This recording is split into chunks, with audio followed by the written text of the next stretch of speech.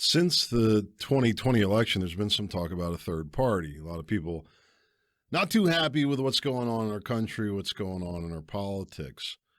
And this idea of a third party's come up, and some have said that Trump brought it up related to this idea of a Patriot party, which would be founded by Trump. And I don't know, for all I know, that idea is still getting kicked around. But, this idea of could a third party work? Is it a good idea? Is the time right to do something like that? People are talking about it. And there was actually an article on Bongino.com. I'm a fan of Dan Bongino. I think he's a great guy, an incredible broadcaster, and an inspiration to me. I don't know the author, John Hawkins, and so I won't make any judgments about that either. I think the article's well written, and I think it makes some valid points. I would like to respond to it, and I would love to hear what you have to say after you get a chance to hopefully listen to what I have to say about it. So I'm going to switch gears here. I want you to take a look at the article and take a look at the different points that John Hawkins, the author here, makes. I'll respond, and then hopefully you'll take a minute to offer your feedback as well. So let me flip this around on the article for you. So here he begins. Although he hasn't spoken publicly about this issue, according to the Wall Street Journal, Donald Trump's considering forming a Patriot party. Now, we don't really hear a lot of fake news typically coming out of the Wall Street Journal. How they know that, who knows? It got thrown out there. Trump's been known to throw things out just to create interest and things like that. Who knows what he's really thinking? We haven't heard, right? Seems likely that this is intended to be more of a threat from Trump to the Republican Party leadership than something that he genuinely intends to do.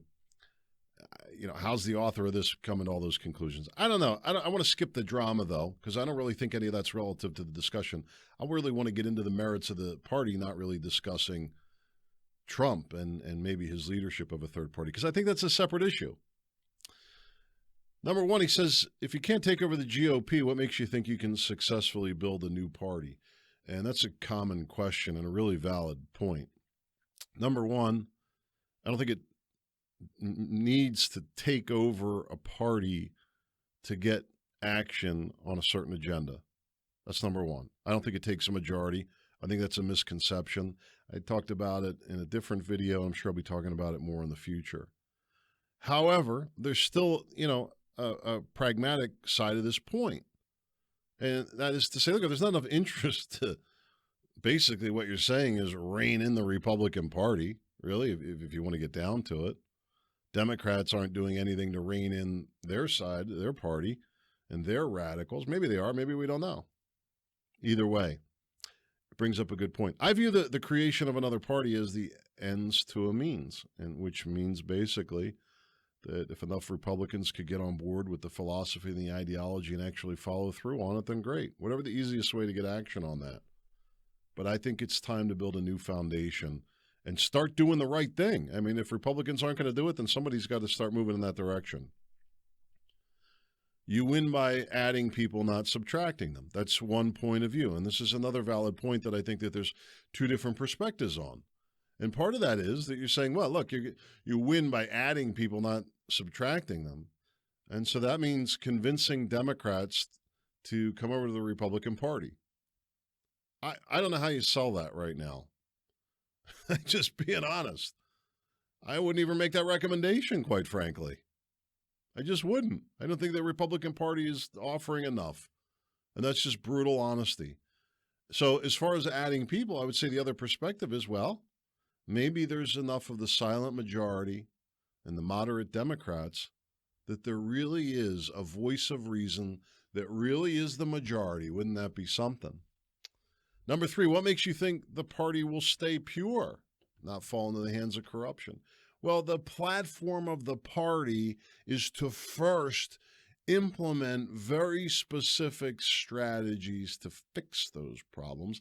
And exactly why another party is needed to do it, because there's no incentive for the two-party system that currently holds a monopoly or a biopoly, I don't know what you call it, but they've got a stranglehold on politics in this country. Neither of them, in my opinion, actually doing what it is that the American people would like to see done. I could be wrong. Time will tell, right? But that's the basis of the argument. Number four, it all revolves around Trump. This is specific to the idea of a Patriot Party coming out of something that Trump would do. I happen to agree with the author. I don't think it's a good idea that Trump start a new party. I think that would only fracture the Republican Party. I think you'd end up with, people very loyal to Trump creating a bit of an edgy type of group there that I think would gain little to no traction. And at some point, Trump's not going to be able to provide the same bluster to that if he can now. I mean, there's big questions in that regard. So, but foundationally speaking, I think more importantly that this has to come from the people up. Small business people, hardworking, patriotic Americans that care about the future of this country, people that sit on school boards, people that, volunteer in civic associations and things like that to say, hey, we're going to take it a step further and get other people involved too. And yes, by adding people to getting involved. So number 5 here, it means giving the Democrats complete control for years. I totally disagree. And as a matter of fact, to make my point, as far as giving Democrats complete control for years, the Republicans, as it stands, and as I'm recording this January 27th, I haven't heard one bit of interest in actually doing any election reform. And so if Republicans aren't going to do anything to fix the problems that led to what happened in 2020, how are we supposed to believe that anything changes as long as we're committed to the Republican Party and the Democratic Party two-party system? And, these conversations frequently shift to the Republican side because the Democrats that currently have control. But I really get the feeling that there are just as many unhappy Democrats right now. I don't think that Joe Biden is a popular president.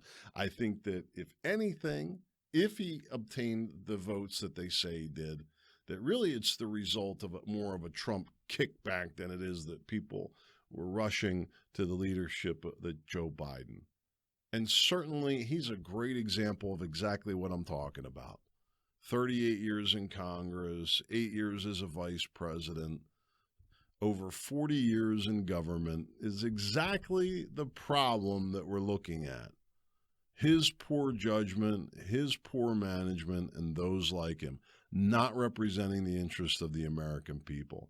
And I'm not doing this to point fingers, because really what's the point at this time? None. But I think we have to look at the reality of the failures that have led us to the point that we are right now, which is a frustration across the country and across parties.